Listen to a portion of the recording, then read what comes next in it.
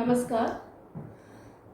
हमने अपने पहले के वीडियो में मैत्री शरण गुप्त जी का साहित्यिक परिचय एवं उनकी काव्य कृतियों के बारे में पढ़ा था। आज हम मैत्री शरण गुप्त जी द्वारा रचित भारत भारती कविता के अवतरणों की सप्रसंग व्याख्या पढ़ेंगे।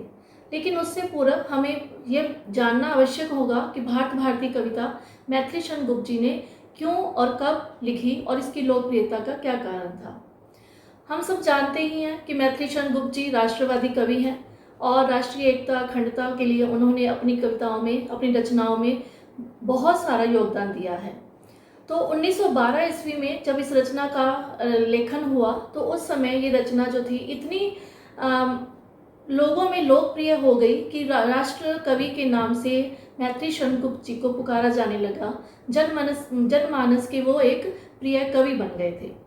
और जब भारत भारती की लोकप्रियता को हम अगर इस बात से भी देखते हैं कि उस समय जितने भी स्वतंत्रता आंदोलन थे, शिक्षा संस्थान थे या जो स्वतंत्रता के लिए जो प्रभात फेरियां हुआ करती थी, उसमें भी इनके भारत भारती रचना के ही जो पद्य थे वो गाए जाने लगे। भारत भारती कविता के पीछे कवि का एकमात्र लक्ष्य जनता को स्वतंत्रता के लिए प्रेरित करना, उनमें राष्ट्रीय एकता की भावना भरना। उस समय जो देश हमारा स्वतंत्रता की तरफ था, हम गुलाम थे, भारत गुलाम था, तो भारतवासियों में एक कर्म करने की शक्ति पैदा भी इस रचना के माध्यम से की गई है। इसके साथ ही उस समय जो संकीर्णता थी, अव्यवस्था थी, नारी के प्रति जो असमान की भावना थी, जातीय भेदभाव था, छुआछूत की भावना इतनी बढ़ती जा रही थी।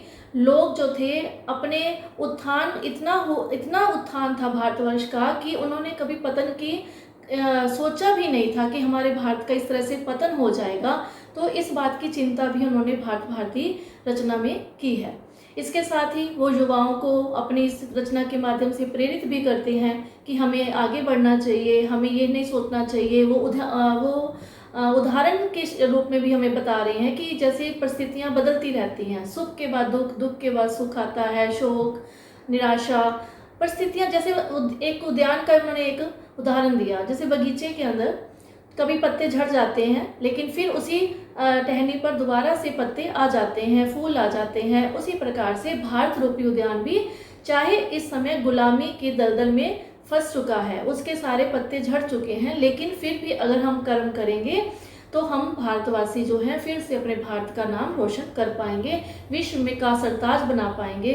जो विश्व में भारत की इतनी महिमा होती थी वो हमारे पूर्वजों की वजह से होती थी। पूर्वजों की महिमाओं का गुणगान करना, हमारे जो ऋषि मुनियों के बारे में बतलाना मैत्री शरण गुप्त जी ने अपनी इस रचना का एक महान उद्देश्य माना है। आगे जो है मैत्री शरण गुप्त जी ये भी कहते हैं कि हम कौन थे, क्या हो गए, क्या होंगे अभी, आओ विचारे मिलकर ये समस्याएं सभी। इनमें सिर्फ वो समस्याओं के प्रति हमें नहीं बता रहे हैं, वो हमें ये भी बता रहे हैं कि हम हमारे पूर्वज कौन थे और हम वर्तमान में हमारी स्थिति क्या है, और यदि वर्तमान में हम नहीं संभलेंगे तो भविष्य हमारा कैसा होगा। तो इस तरह से वो हमें अपने पूर्वजों के गुणगान के साथ साथ तत्कालीन वर्तमान परिस्थितियों के बारे में और भविष्य के बारे में भी सचेत कर रहे हैं।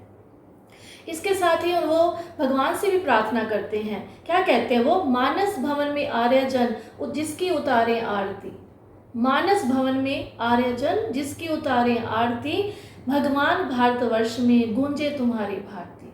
तो इस तरह से उन्होंने अपने भारतवर्ष को ऊंचा उठाने के लिए, उसको सबसे सर्वोच्च बनाने के लिए भगवान से भी प्रार्थना कर रहे हैं कि हे भारती, तुम्हारी महिमा चारों तरफ हो, पूरा विश्व तुम्हारी महिमा का गुणगान करे। राष्ट्र कवि मैत्री शरण गुप्त जी की भारत भारती एक अनूठी काव्य रचना है जिसका प्रकाशन 1912 ईस्वी में हुआ था। और इस रचना के समय उस समय के जो संत महात्मा थे, ऋषि मुनि थे, उनकी निष्क्रियता को बतलाना भी कवि का उद्देश्य रहा है। वो उनका ये मानना था कि जो ऋषि मुनि हैं, संत महात्मा हैं, ब्राह्मण हैं, ये समाज को सही दिशा दिखला सकते थे, लेकिन उन्होंने अंधविश्वास और संकीर्णता का बोलबाला करवाकर स्वार्थ के ऊपर स्वार्थ सिद्धि की थी। तो इस तरह से मैत्री शरण गुप्त जी हताश भी होते हैं और साथ ही वो ये भी कहते हैं कि चर्चा हमारी थी संसार में सर्वत्र, कहते संसार के अंदर हमारे देश की चर्चा हमेशा हुआ करती थी, वह सद्गुणों की कीर्ति मानो एक और कलत्र थी। तो कहने का भाव क्या है कि इस रचना के माध्यम से जो कवि हैं वो पूरे विश्व को संबोधित करते हुए भी कह रहे हैं, देशवासियों को संबोधित करते हुए कहते हैं कि भारतवासी जो थे उनके पूर्वज कितने महान थे, जिनकी चर्चा चारों तरफ होती थी और पूरा भारत एक तरफ था और बाकी विश्व के अन्य देश एक तरफ थे। तो सब लोग इस बात को मानते थे कि भारत जो है बहुत ही महान देश है, जहाँ पर चंद्रगुप्त सम्राट अशोक, राम, कृष्ण आदियों ने अवतार रूप में देश के कल्याण के लिए कार्य किया। हम जानते ही हैं कि मैथिली शरण गुप्त जी जो हैं लोक कल्याण के लिए हमेशा तत्पर रहते थे, लोकमानस के लिए तत्पर रहते थे। गांधी जी का उन पर बहुत ज़्यादा प्रभाव था, तो उसी सत्य अहिंसा त्याग के का भी उनके ऊपर काफ़ी प्रभाव पड़ा और उन्होंने मानवतावादी दृष्टिकोण को भी इस रचना में लिखा है। मैथिली शरण गुप्त जी की यह अनूठी रचना जो कि राष्ट्रीय भावना से ओतप्रोत है, इसमें राष्ट्र कवि मैथिली शरण गुप्त जी जो है इस रचना को 3 भागों में बांटते हैं: अतीत खंड, वर्तमान खंड और भविष्यत खंड। अतीत खंड में हमारे पूर्वजों का गुणगान किया गया है, उनके सद्गुणों का गुणगान किया गया है। वर्तमान खंड में उन्होंने हमारे जो पूर्वजों के गुणगान और उनकी सद्भावनाओं का वर्णन करते हुए जो पतन हुआ उसका चित्रण किया है, उसका लज्जात्मक जो रूप हुआ उसका चित्रण करना भी कवि का एकमात्र लक्ष्य रहा है।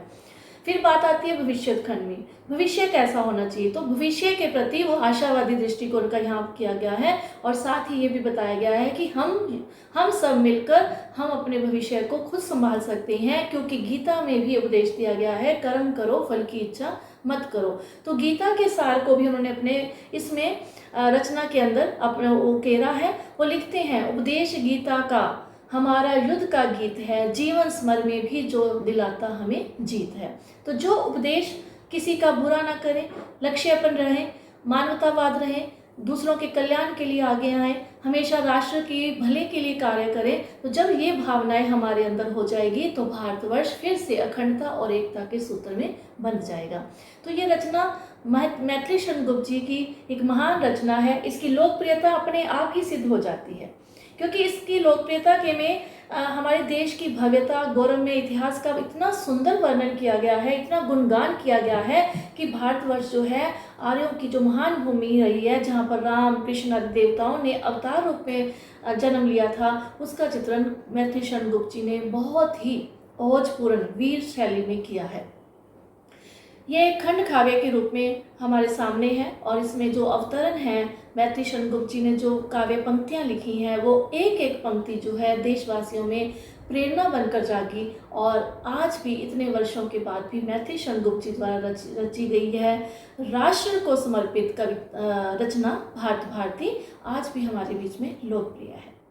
धन्यवाद। अगले वीडियो में हम भारत भारती रचना के अवतरणों की व्याख्या पढ़ेंगे। तब तक आप इस वीडियो को देखिए और भारत भारती की लोकप्रियता का अच्छे से मनन कीजिए और चैनल को सब्सक्राइब, लाइक और शेयर करना ना भूलिए।